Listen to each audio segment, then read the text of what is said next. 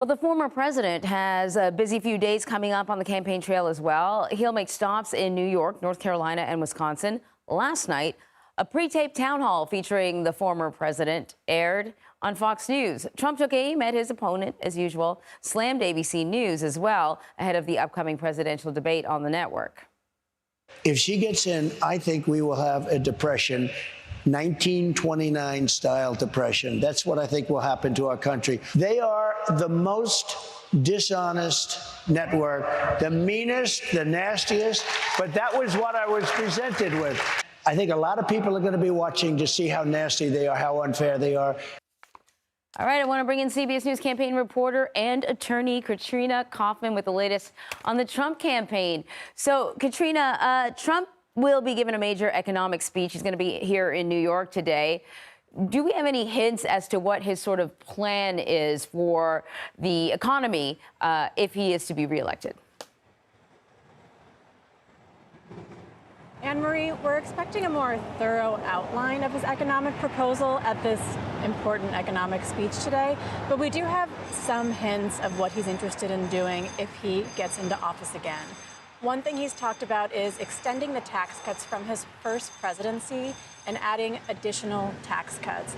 He's also talked about eliminating tax on tips and on Social Security. He wants to impose very high tariffs on China and has also talked about potentially doing a 10 to 20% tariff globally. He has talked about wanting to invest in American energy production, reduce regulation, and lower inflation.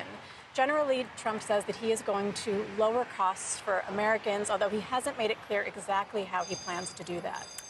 Meantime, he's got another reason to be in New York. He's going to be arraigned today in the election interference case, where he's facing sort of a new indictment from prosecutor Jack Smith, or a reworked indictment, I guess, if you will. The former president is not going to be in attendance. He was already on social media, though, on his social media platform, commenting on this. What are we expecting out of this arraignment, and what's the timeline in this case?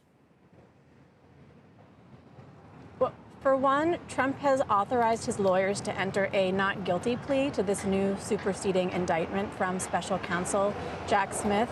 But really what we're having today is what's called a status conference. The parties are coming together in front of Judge Tanya Chutkan here in D.C. for the first time since this case was put on hold earlier in the year, and for the first time since the Supreme Court's immunity ruling, and this case made its way back into her courtroom.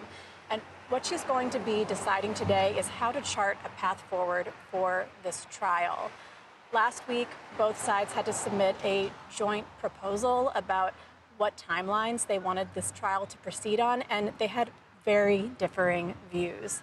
Jack Smith has really left it to the judge's discretion how she wants to proceed, but he says he's ready to begin briefing on presidential immunity as soon as she is ready, and that he really wants her to deal with all of the issues at once: presidential immunity and then other pending motions from Trump, and whatever he wants to put on the table. He just wants to expedite how this trial can move forward.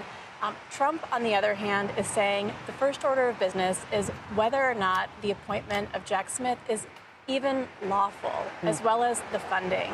And just as a reminder, that's the basis on which his Florida case was just dismissed. Of course, that's not a precedent here, but he thinks that is the first order of business. And then his lawyers laid out an extensive timeline that goes into 2025. At the earliest, early 2025, and potentially even the spring or fall. So today we're hoping to get a sense from Judge Chutkan how she wants to proceed. All right, Katrina, thank you very much.